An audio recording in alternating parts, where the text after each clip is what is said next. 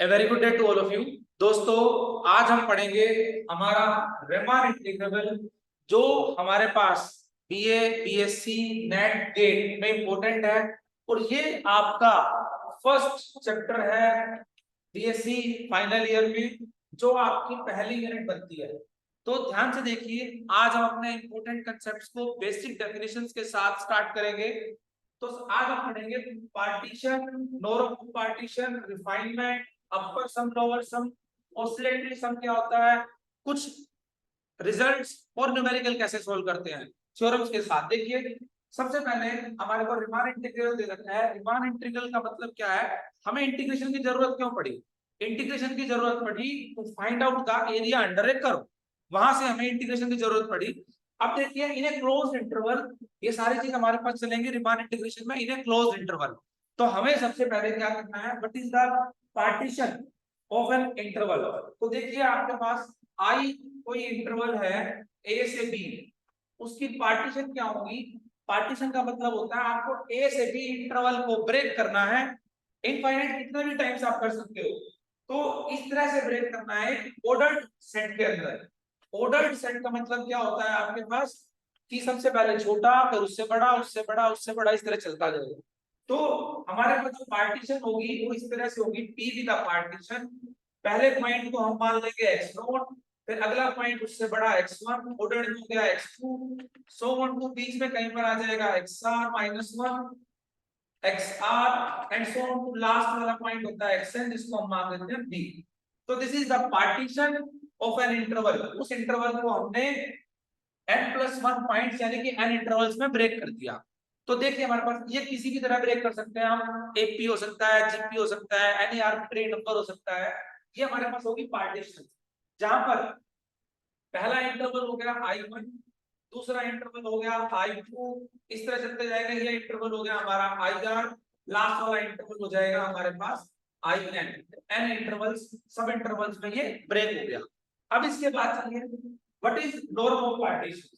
तो norm of partition को लिखते हैं हम इस तरह से, नॉर्म ऑफ पी या मैश ऑफ पी। मतलब हर इंटरवल्स की लेंथ ले लीजिए, हर सब इंटरवल की लेंथ लीजिए, उस सब इंटरवल की लेंथ में जो सबसे वैल्यू मैक्सिमम होगी, मैक्सिमम ऑफ ऑल सब इंटरवल्स लेंथ। जैसे इसकी लेंथ को नाम दे दिया हमने डेल्टा 1, इसकी लेंथ को नाम दे दिया हमने डेल्टा 2, इसकी लेंथ को नाम दे दिया हमने डेल्टा r, इसकी लेंथ को नाम दे दिया हमने डेल्टा n। तो maximum of all such length subintervals where r is going from 1 to n, जितने भी होंगे डेल्टा 1, डेल्टा 2, डेल्टा 3, इन सब में से जो सबसे बड़ा होगा उसको हम बोल देंगे norm of the partition.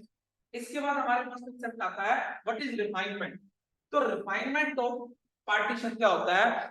Refinement of partition means कि किसी भी पार्टीशन, वो भी एक पार्टीशन होती है, किसी भी पार्टीशन P डैश को मैं रिफाइनमेंट कब कहूंगा? जब जो मेरा P डैश होगा वो क्या करेगा, P के सभी एलिमेंट्स को क्या कर लेगा, कंटेन कर लेगा।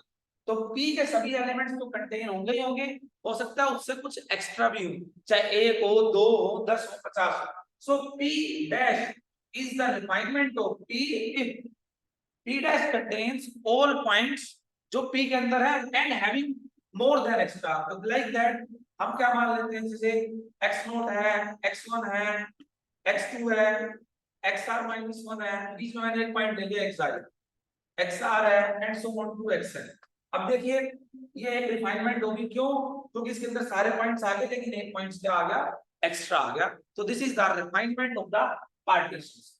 अब चलते हैं हम अपने अपर सम और लोअर सम के ऊपर। तो देखिए ध्यान से, सबसे पहले चलते हैं हम अपर सम क्या होता है। देखिए, अपर सम को कैसे डिनोट करते हैं? अपर सम होता है किसी भी पार्टीशन का, जैसे एक इंटरवल की पार्टीशन बन सकती है बहुत सारी, तो उसका अपर सम भी बहुत सारे बन सकते हैं। तो upper sum of partition P is defined as U F P, मतलब upper sum of the function F over the partition P, इस तरह लिखा जाता है।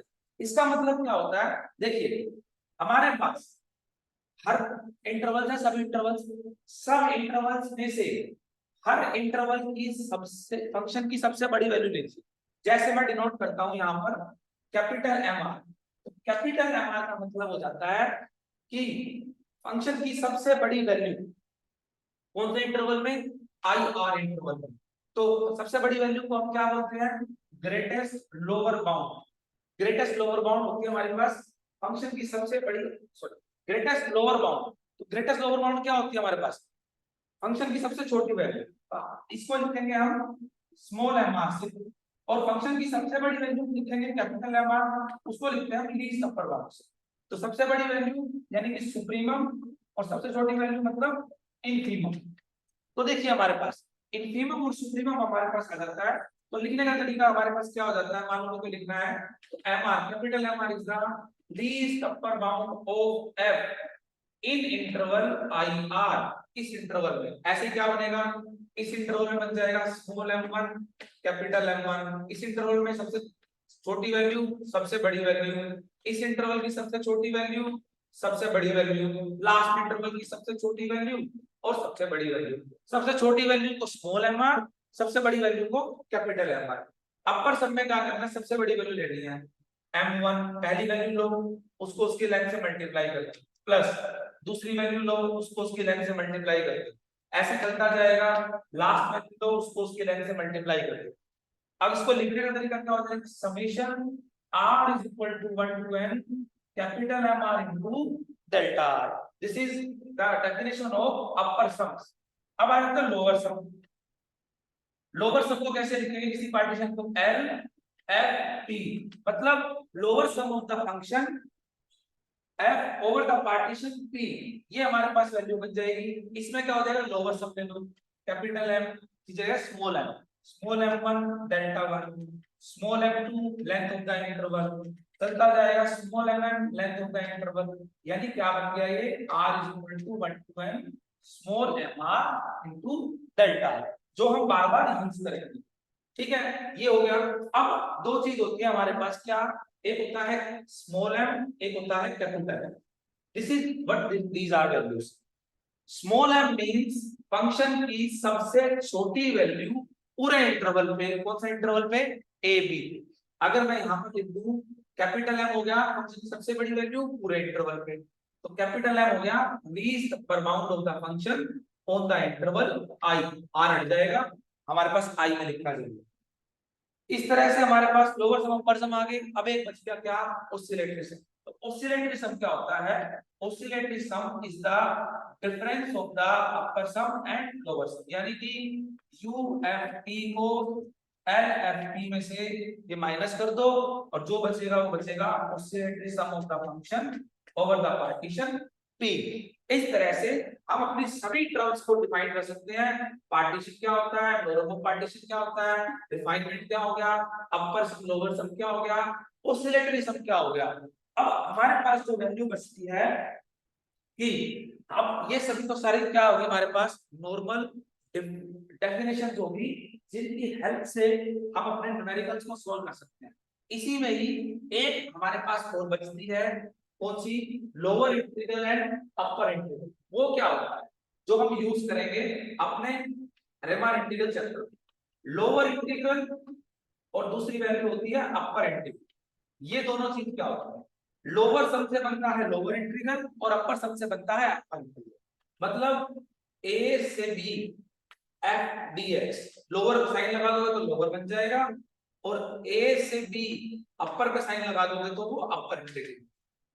अब हर पार्टीशन पे अलग अलग लोअर सम आएगा, तो जितने भी लोअर सम इकट्ठे होंगे सभी पार्टीशन पे ले, अब लोअर सम जितने भी हमारे पास इकट्ठे होंगे तो हमारे पास लोअर इंटीग्रल और अपर इंटीग्रल बन जाता है कि अब जितने भी हमारे पास लोअर सम्स इकट्ठे हुए उन सम्स की सबसे बड़ी वैल्यू ले लो, वो हमारे पास क्या हो जाती है, यानी कि लीस्ट अपर बाउंड हमारे पास होता है ऑफ ऑल लोअर सम। या मैं इसको ऐसे कह लूं क्योंकि मेरे को देखना होता है जितने भी लोअर सम्स हैं उसकी सबसे सुप्रीमम वैल्यू। तो देखिए हमारे पास जितने भी लोअर सम्स हैं उनकी सबसे सुप्रीमम वैल्यू ले लो, वो हमारे पास आ जाती है लोअर इंटीग्रल। और जितने भी हमारे पास अपर सम्स हैं उन सब की सबसे छोटी वैल्यू ले लो, वो हमारे पास बन जाता है अपर इंटीग्रल। तो जितने भी अपर सम्स बनेंगे infimum over the partition P and supremum over the partition P, कि P पार्टीशन बदलते जाओ लोअर सम अपर सम बदलता जाएगा। लोअर सम्स की सबसे बड़ी वैल्यू तो बन जाएगी हमारी लोअर इंटीग्रल, और अपर सम की सबसे छोटी वैल्यू बन जाएगी हमारे पास अपर इंटीग्रल। तो कोई भी फंक्शन रीमान इंटीग्रेबल कब होता है, जब उसका लोअर सम और अपर सम ये दोनों क्या आ जाए, इक्वल आ जाए। अगर इक्वल आ जाएंगे तो lower integral upper integral equal आती है हमारे पास, रीमान इंटीग्रेबल हो जाएगा। अदरवाइज हमारा क्वेश्चन है जो रीमान इंटीग्रेबल नहीं होगा। दोस्तों ये जो चीजें हमने आज पढ़ी हैं ये है बेसिक्स ऑफ रीमान इंटीग्रेबल, जो आपका हर बार यूज होगा कि कौन सी चीज क्या होती है। तो अगर हम इन टर्म्स को याद रख लेंगे तो हमारे लिए चैप्टर सोल्व करना आसान हो जाएगा। अगर आपको ये बेसिक समझ में आया हो तो आप इस चैनल को लाइक करो, सब्सक्राइब करो, शेयर करो। Thanks for all of you watching this video.